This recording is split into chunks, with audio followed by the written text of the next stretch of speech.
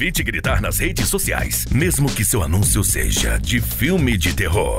Aprenda a criar e gerenciar campanhas no Facebook. Inscreva-se.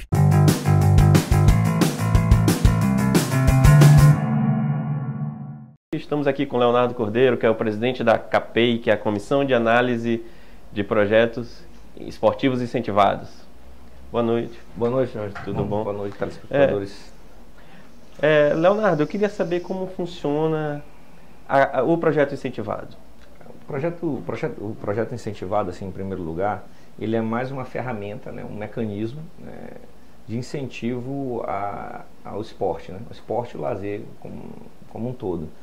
Como é que você explicaria o procedimento para essa pessoa de entidade pública, privada no caso, entrar com um pedido, com um projeto na Secretaria? É bem simples, né? É bem simples. Lá no nosso site você já tem todas as informações sobre a lei. Você tem o download da lei, dos dispositivos da lei, inclusive de toda a parte que é necessária para apresentar, desde o ofício inicial até o download de toda a documentação, com as planilhas descritivas, o que deve constar nas planilhas.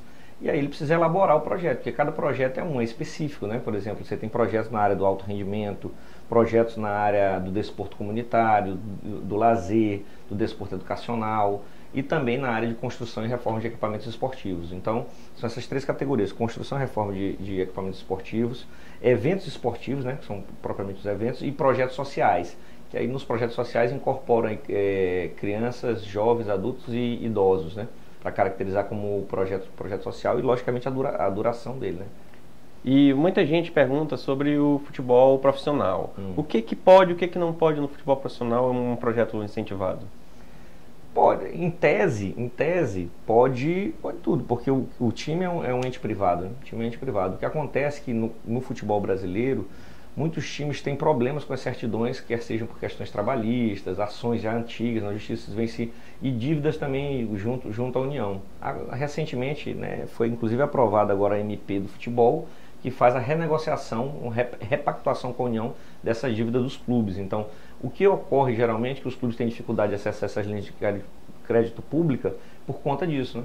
Não tem nenhum impeditivo nesse sentido. E agora entrando na área da CAPEI exatamente, como é que funciona o processo? Depois que a pessoa entra com o processo, vocês analisam e quais são os critérios? São objetivos, subjetivos, para uma aprovação de um projeto?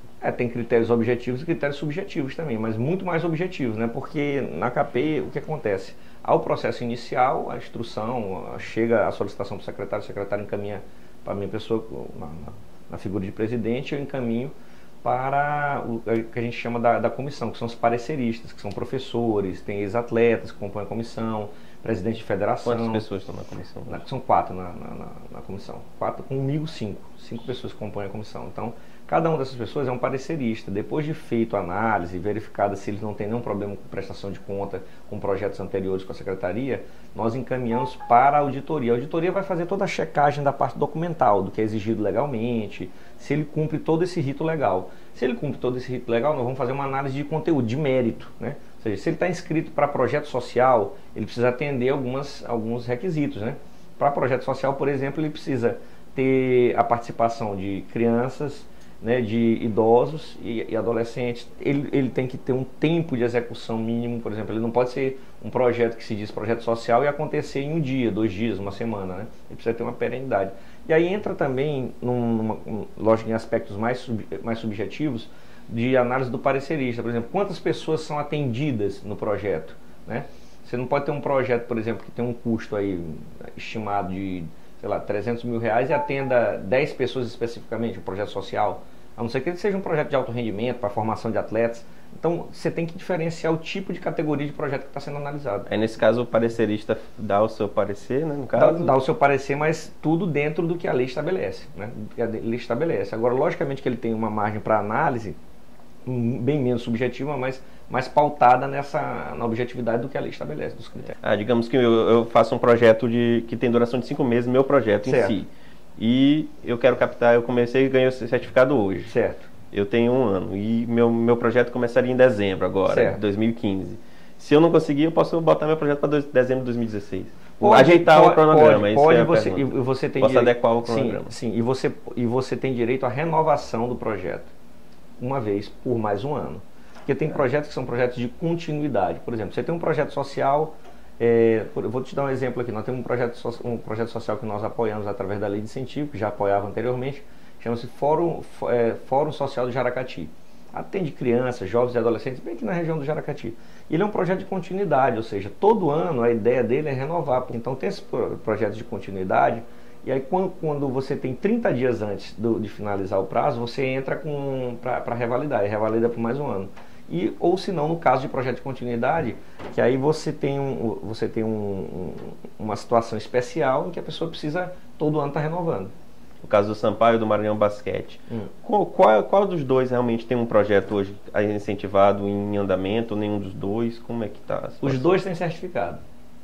Certificado? Certificado, eles têm que fazer a captação. Eles têm que procurar os parceiros. Podem existir os dois? Podem. Se vão existir? Não sei. A nossa parte é certificar. A parte deles, nós apoiamos certificando.